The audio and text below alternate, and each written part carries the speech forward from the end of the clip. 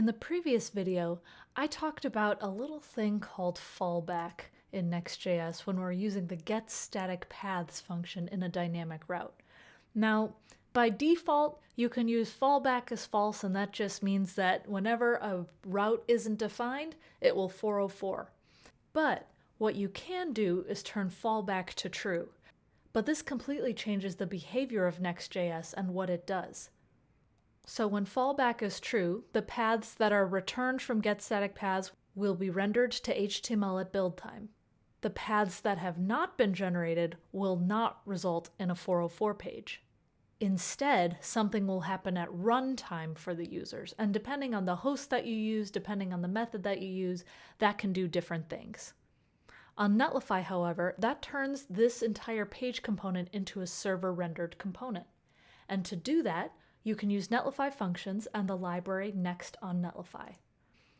This library Next-on-netlify is in the Netlify organization under Next-on-netlify, and what you can do is you can install this into your Next.js applications, and anything that involves server-side rendering, your Next.js routes, your applications, anything that you use with it, will be run via Netlify functions, and that's what this whole library does. The installation is pretty quick and easy. We have it set up where it's truly just npm installing it, setting the target to serverless, adding a post-build hook, and then configuring the netlify.toml just a little bit differently.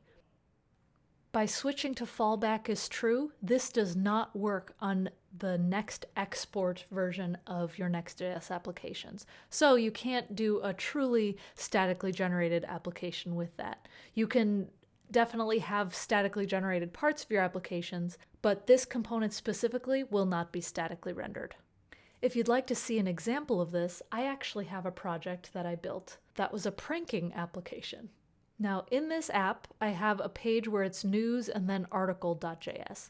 My getStaticPaths, I don't actually have any preset paths, so my paths variable is just an empty array instead of a populated one like in our other application, and then fallback is true. And then for the rest of these, in the parameter, I get the article that I pull from the URL, and that's actually a title, and it's a fake news article. And so if we were to look at this in the browser, the way the application works is I can say, explorers save the world. And then when I go to that route, it's a little prank where I'm not going to play the Rickroll video, but it's an article that says, explorers save the world, not.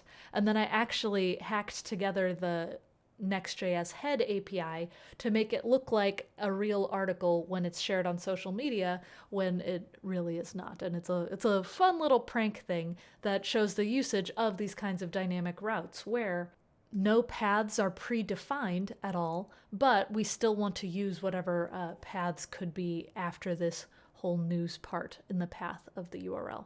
And if you'd like to see how I installed Next-on-netlify, instead of having next export, I have this post build that calls Next-on-netlify after I installed it. In the netlify.toml, I literally copied and pasted from the README right here, and then in next config, I have this target serverless. So, if in your applications, if you were to do something in this Pokemon application or in any of your other applications, if you want to server render routes, or if you want to use anything that isn't necessarily supported by statically exporting your application, you can use the Next-on-netlify library to take care of that for you.